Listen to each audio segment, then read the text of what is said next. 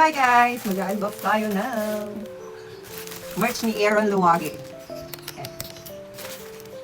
Guess what? Guess what is inside? So, ito ay galing pa sa Davao del Sur. Yan. Nakapangalan kay mama niya. Si Mami Aileen Luwage. Yes. Unbox na. Last time pa ito dumating. Pero ngayon ko pa lang i-unbox kasi wala kaming pasok today. Because of the heavy rain. Pero hindi na masyadong heavy rain ngayon.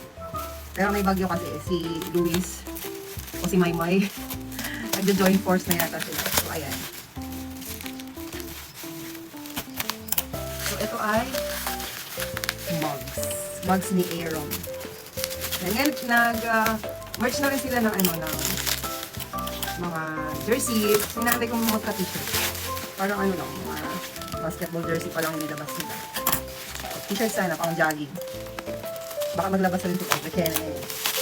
Buchanan. Okay, so, ito ay Chining!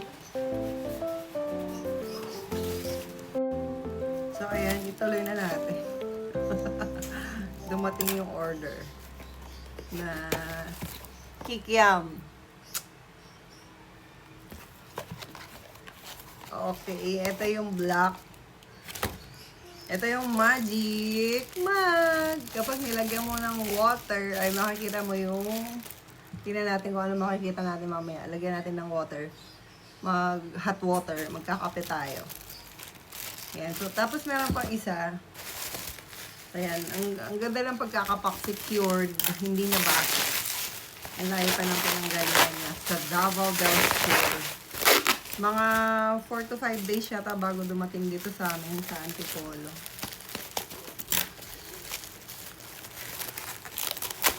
Grabe yung pagkakapak. Solid. Solid to Daddy Aaron. Daddy ni Aaron tsaka mommy ni Aaron. I'm just a tita who wants to support them.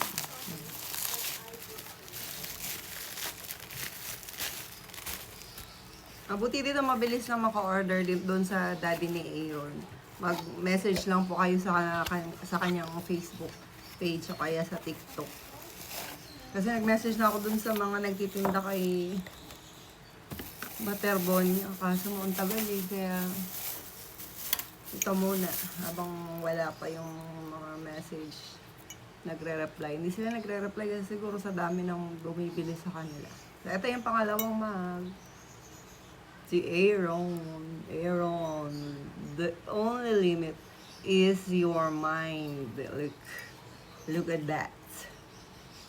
Sa dalawa po yan. Ito yung magic. Pag nilagyan mo ng hot water, ay nagpapakita siguro. Hindi ko alam kung same lang ng picture. Mamaya lalagyan ko lang hot water.